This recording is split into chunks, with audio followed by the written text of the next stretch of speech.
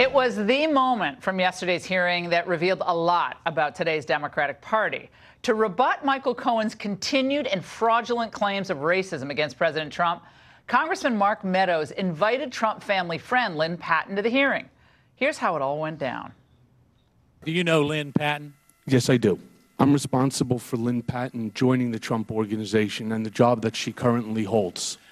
Well, I'm glad you acknowledged that, because you made some very demeaning comments about the president that Ms. Patton doesn't agree with. In fact, it has to do with your claim of racism.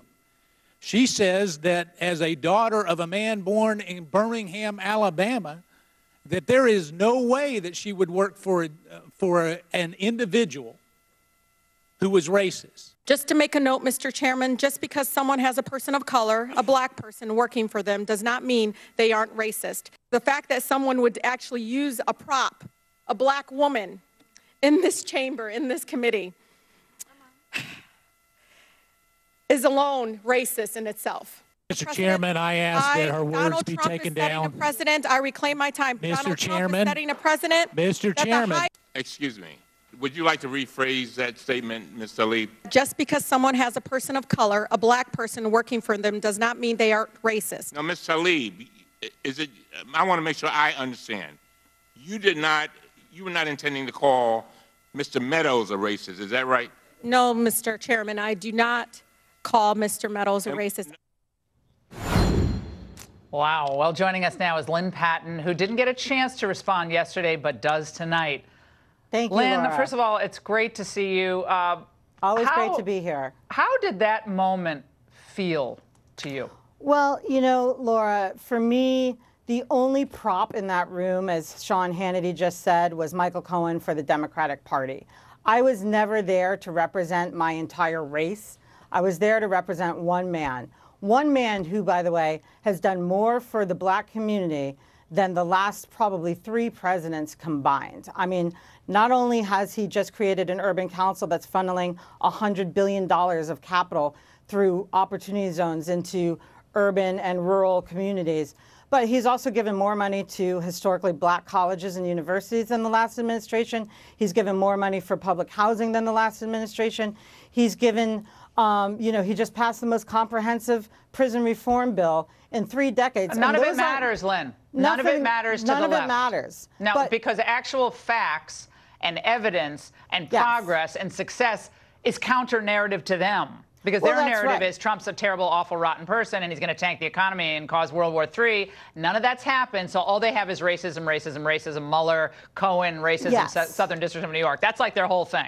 That's right. Summed it up, and that's their whole thing. Lynn, I wanted you to react to a few comments that were made about your appearance yesterday. This first one on MSNBC. Let's watch.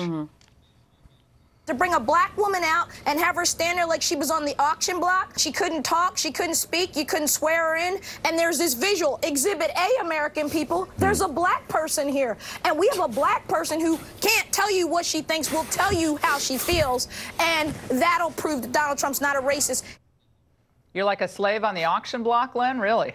You know, Laura, it's really actually kind of sad and pathetic. I was so fired up this morning. The only race card that was played in that room were the folks on the House Democrat Committee that basically are taking the word of a self-confessed perjurer and criminally convicted white man over the word and testimony, basically, and experience of a highly educated black woman who rose up through the ranks of one of the most competitive real estate companies in the world, to speak before 25 million people in front of the Republican National Convention, and now works for one of the most successful administrations in history. You know, these people tout Me Too, they tout women now, they tout all these things, and yet a black woman stood there and said, Donald Trump is not racist. In fact, he's empowered more women at the Trump Organization than any other company. But you're a threat to them. Lynn, you're a threat. Your very presence at that hearing, and I think it's great that Congressman Meadows brought you, and that's why it bugs them, because it took them off their narrative, and they hate when that happens. Well, that's right. By the way, CNN also came in, and they basically, you went from being a slave on the auction block to being, Lynn, a wedding planner. Let's watch. Yes. You're going to pick someone like Lynne Patton, who is basically the wedding planner for Eric Trump, who had no experience whatsoever working at HUD, and that's who you're going to trot out, someone who was like the personal assistant of the family, to say, oh, well, he's not racist? Your response. You know, first of all, Laura, it's unfortunate. You're a real journalist. There are so many glorified bloggers posing as journalists these days. If they took the time to not be lazy and Google Eric Trump's real wedding planner, they would see a 2014 article, long before the president even won, that was an interview with the real wedding planner in People magazine. So, you know, these are just people that are just internet parrots. And quite frankly, if I cared what overpaid pundits and internet trolls said, I would have stopped getting out of bed 3 years ago. You know, their opinion means nothing. Basically, you know, like the president, we're just moving forward. You know, again. But Lynn, the great thing is that you're just I mean, I had the chance to meet you once, I think, a long time ago at Trump Tower. But you're just someone who's just, you're not going to be silenced. You're not going to be cowed. You're not intimidated. And like I do the same thing. Like if you're a conservative woman and you support conservative ideas, you support Trump, you're not a real woman in their eyes. No, there's no march. There's no march for us, Laura. No, unacceptable. Lynn, thank you so much for joining us tonight. We really appreciate it. Well, it wasn't just Lynne Patton, of course, who came under fire, absolutely, for her appearance yesterday. Republican Congressman Mark Meadows, he brought a special guest, Lynne Patton, who's a Trump administration official, as if she were a live prop, trotting her out in an attempt to prove that this president couldn't possibly be a racist.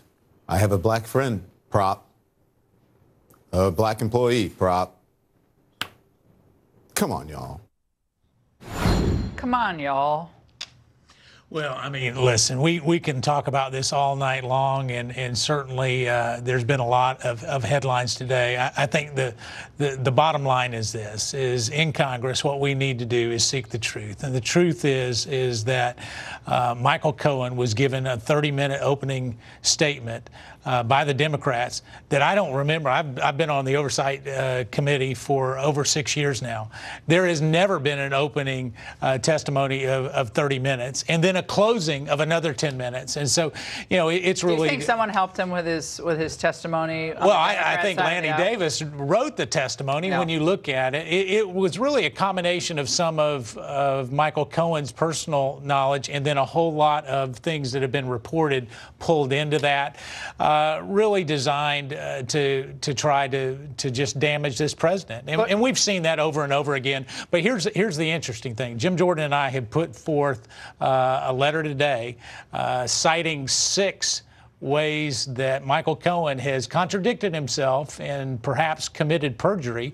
And so we committed that and sent that to the new Attorney General for a criminal referral to have them look at. What specifically? Well, you know, when you look at John Solomon's already done some reporting on this. Just the one claim that he never wanted to work at the White House, it's been refuted over and over. It was refuted while we were in the hearing, and now I think John Solomon has between 9 and a dozen people. But he also refuted collusion, right? So he said a lot of things that were actually, I think, very positive to the president. Oh, yeah. I mean, against the narrative of the left. I didn't see him collude.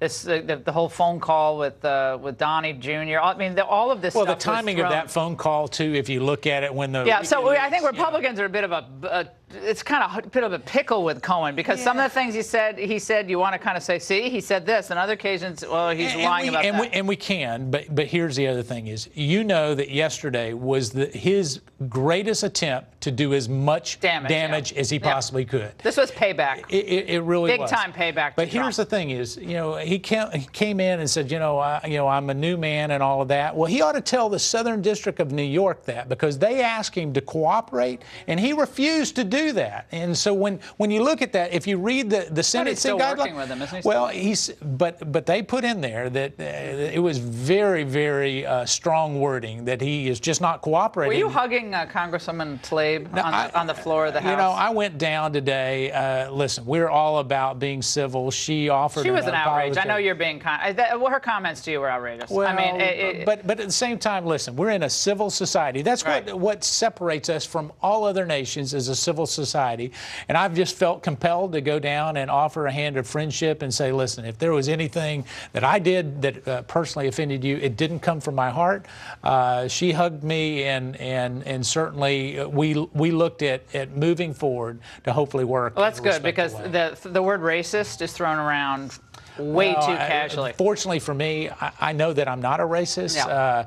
You know, if you but say... that's even that, like, that's so defensive. Like, when they call you a racist, I said, no, you're the racist for bringing up race here. Okay, the president's record should stand on its own. Don't go back to, I was driving in Chicago and he said something. I find that all to be. We all say hurtful things. And so it's more important that we reconcile. Congressman, I'm glad you had the hug.